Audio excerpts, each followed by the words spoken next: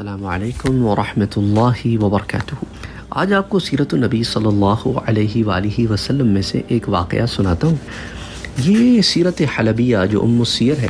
اس کی جلد نمبر 6، اس میں پیج نمبر 388 اور 389 پر آتا ہے کہ حضور اکرم صلی اللہ علیہ وآلہ وسلم کے اس دنیا سے پردہ فرمانے کے بعد ازواج مطہرات میں سے سوائے حضرت سودا اور حضرت زینب رضی اللہ تعالی عنہما کے سوا سب نے حضرت عمر رضی اللہ تعالی عنہ کے ساتھ حج کیا تھا۔ وہ سب حج کے لیے اپنے ہودجوں میں بیٹھ کر روانہ ہوئیں اور ان ہودجوں پر سبز رنگ کی چادریں پڑی ہوئی ہوتی تھی۔ سبز رنگ کی چادر جو ہے یہ ایک آئیڈینٹیفیکیشن تھی جس کو بیسیکلی عرب طیلس کہتے تھے، اور یہ علماء اور مشائخ استعمال کیا کرتے تھے، اور اسی آئیڈینٹیفیکیشن کے لیے ہرے رنگ کی،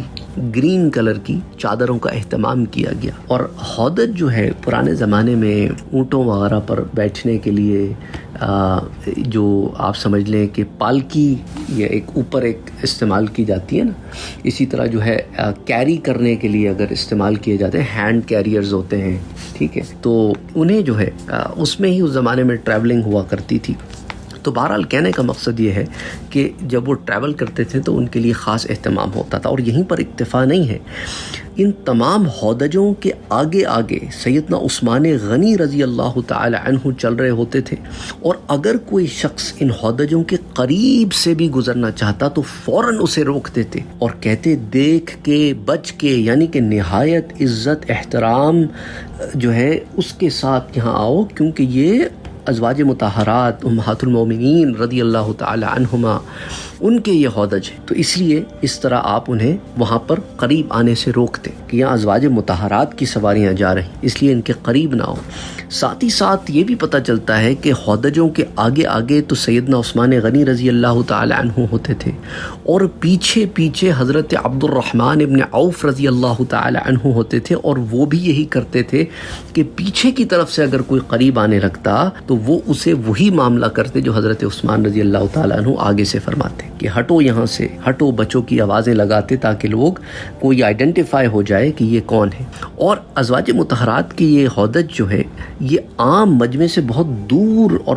بالکل الگ تھلگ چل رہے ہوتے تھے، تو وہ بھی ایک تھا کہ وہ عام مجمع میں اسے داخل بھی نہیں کرتے تھے کہ بھئی اتنی دور ہودجوں کا ایک قافلہ چل رہا ہے تو تم اس کے قریب کیوں آ رہے ہو، ہٹو یہاں سے، جاؤ باقی قافلے والوں کے ساتھ مل کے چلو۔ تو یہ اہتمام کے ساتھ انہیں لے کے جایا جاتا تھا، اور آپ جانتے ہیں کہ سیدنا عثمان غنی رضی اللہ تعالی عنہ اور سیدنا عبد الرحمن ابن عوف رضی اللہ تعالی عنہ، آپ دونوں عشرہ مبشرہ میں سے ہیں،